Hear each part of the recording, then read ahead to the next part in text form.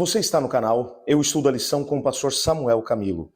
Hoje é segunda-feira, dia 18 de abril de 2022. E o tema que estudaremos na nossa lição da escola sabatina será o dilúvio. Como nós vimos na semana, no dia de ontem, nós percebemos que o verbo assá, que é fazer, dentro do hebraico, ele vai se referir especificamente às ordens de Deus. Deus havia dito para que Noé pudesse fazer. E depois, em referência àquilo que foi a ação de Noé, aparece o mesmo verbo, assá, e Noé fez, conforme a ordem do Senhor Deus. Demonstrando aqui, portanto, a obediência entre Noé e Deus. Deus mencionou que Noé devia fazer uma coisa que parecia uma verdadeira loucura diante das pessoas que viviam no seu tempo, porque ele não tinha uma preparação acadêmica para a obra que Deus o estava chamando, mas quando ele decidiu fazer, ainda que pela fé, o Senhor Deus transformou esse elemento num elemento tremendo, um elemento que fez com que a humanidade pudesse se salvar. Existem outros paralelos também, palavras-chave que vão aparecer dentro do contexto do relato de Gênesis, no capítulo 7, que é o relato da criação, do dilúvio, que tem um paralelo com Gênesis capítulo 1, que é o relato da criação. E o nosso guia de estudos traz alguns desses paralelos. Por exemplo, em Gênesis capítulo 1, versículos 7, 16, 25, 26 e 31, e ao mesmo tempo em Gênesis capítulo 2, verso 2, esse termo, assá, e fez Deus, ele vai aparecer. Essa ação que agora é esperada do próprio Noé, que ele deveria fazer, Deus mesmo havia feito lá no contexto da criação. O que nos mostra um aspecto muito interessante, que esses atos de obediência de Noé a Deus, eles são como que uma espécie de reflexo do ato de criação que Deus tinha tido no Gênesis. Não é que Noé estava agora criando alguma coisa. Não, Deus através de Noé e através do próprio dilúvio, ele estava fazendo alguma coisa especial. Era como se Deus estivesse promovendo uma nova criação agora através das águas. E você vai descobrir isso exatamente numa série de elementos que vão se repetir aqui no capítulo 7 e que apareceram lá no capítulo 1 e no capítulo 2. Por exemplo, quando você vai entender o número 7, que vai aparecer lá em Gênesis, no capítulo 2, versos 1 a 3, quando vai falar sobre a criação do sétimo dia, como um tempo separado para o próprio Deus. Lá em Gênesis, no capítulo 7, versos 2, 3, 4 e 10, de novo, a ideia de 7 vai aparecer. É um paralelo aqui entre o momento da criação. O termo macho e fêmea, que vai aparecer em Gênesis capítulo 7, versos 2, 3, 9 e 16, vai aparecer de novo. Em Gênesis no capítulo 1, verso 27, já tinha aparecido lá atrás. Depois vai aparecer um outro termo, segundo as suas espécies, Gênesis 7, verso 14, que vai aparecer, ou aliás, já tinha aparecido anteriormente lá em Gênesis capítulo 1, versos 11, 12, 21, 24 e 25. Animais, aves, animal que rasteja, nessa mesma ordem, aparece em Gênesis capítulo 7, verso 8, 7, verso 14, 7, verso 21, 7, verso 23. Mas já tinha aparecido lá em Gênesis capítulo 1, versos 24 e 25, no contexto da criação.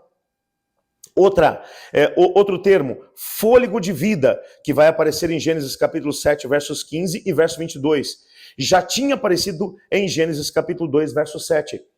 Na verdade, esses ecos que vão aparecer aqui em Gênesis capítulo 7, num contexto de destruição, eles são ecos daquilo que foi a ação de Deus no momento da criação.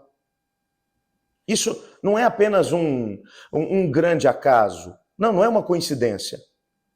Tudo que vai aparecer aqui em Gênesis capítulo 7, cremos nós ter sido escrito pelo mesmo autor de Gênesis capítulo 1, cremos ter sido Moisés.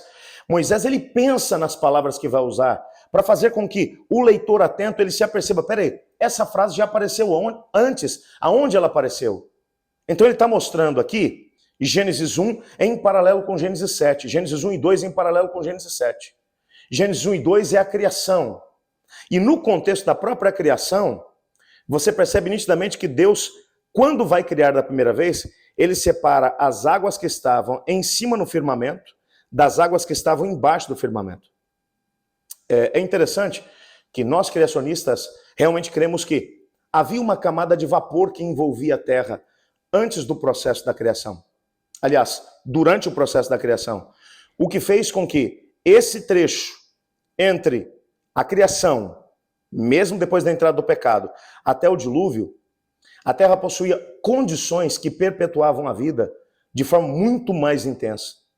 Quando você vai ler, por exemplo, Gênesis capítulo 4 e capítulo 5, a genealogia, principalmente a genealogia de Sete, vai mostrar alguns indivíduos que viveram simplesmente 900 e poucos anos. Matusalém, que é o que mais aparece ali como tendo vivido, viveu 969 anos.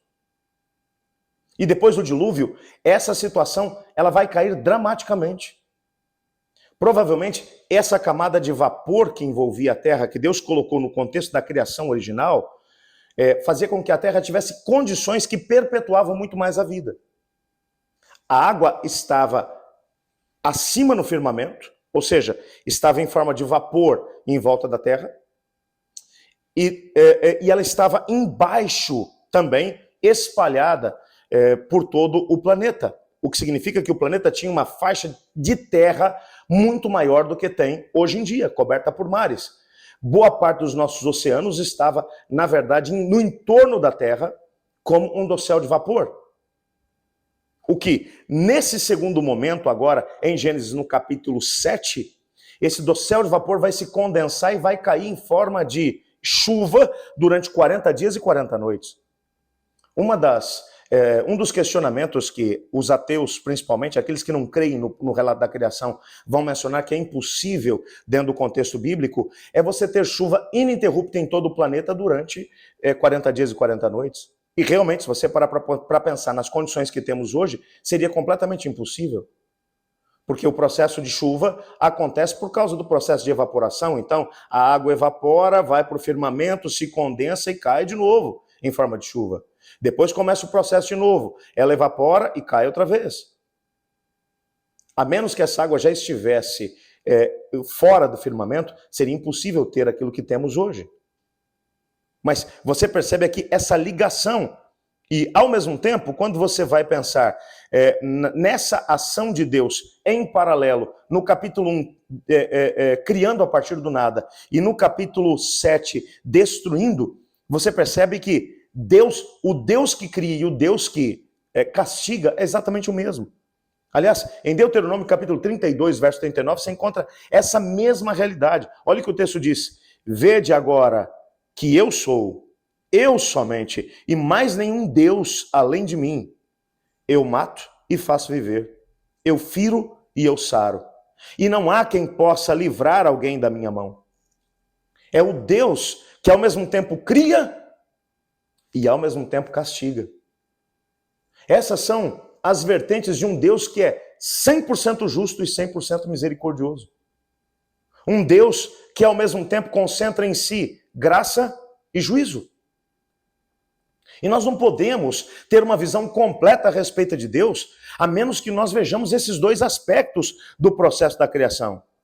É exatamente por isso que quando você vai olhar para o final da história do nosso mundo, que vai aparecer lá em Apocalipse no capítulo 21, verso 1, e ao mesmo tempo, já no Antigo Testamento, em Isaías capítulo 65, verso 17, você vai descobrir a mesma realidade. O mesmo Deus que cria a partir do nada por causa da sua graça, por causa do seu poder, por causa da sua misericórdia, por causa do seu amor, é o Deus que destruirá o planeta, ou que destruirá a humanidade e fará um novo céu e uma nova terra no qual habita a justiça. Porque o primeiro céu e a primeira terra passaram, o mar já não existe. É o que vai aparecer lá em Apocalipse capítulo 21, versos 1. Isaías 61, 17 diz, pois eis que eu crio novos céus e nova terra, e não haverá lembrança das coisas passadas, jamais haverá memória delas. Deus, ao mesmo tempo, cria e ao mesmo tempo ele destrói. Nessa perspectiva, num contexto de pecado, o dilúvio foi uma miniatura do processo da criação. Foi a criação agora a partir da água. E assim você consegue entender ou consegue perceber algo tremendo aqui acontecendo. Deus criou de forma perfeita lá em Gênesis 1 e 2. A humanidade tomou decisões que estavam levando o próprio planeta à destruição. A humanidade se autodestruiria e destruiria o planeta de Deus. Antes que eles fizessem isso, o Senhor, ele reseta o planeta Terra. Através da água, ele limpa o planeta da maldade e através de Noé e sua família, recomeça o processo de criação. Por isso, o paralelo entre elementos que aparecem em Gênesis 1 e 2 com elementos de Gênesis 7.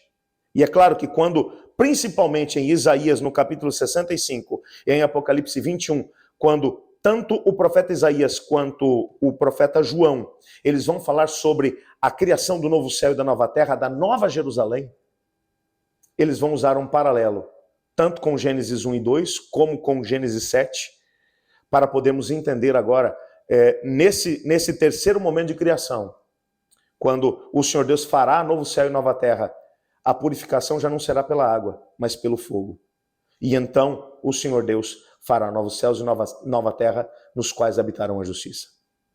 Eu não sei quanto a você, mas eu quero estar preparado, assim como Noé esteve preparado para esse segundo momento de criação, e purificação do planeta através da água e criação através da água, do processo que acontecerá através do fogo, do processo de purificação do planeta através do fogo e a criação de um novo céu e uma nova terra nos quais habitam a justiça.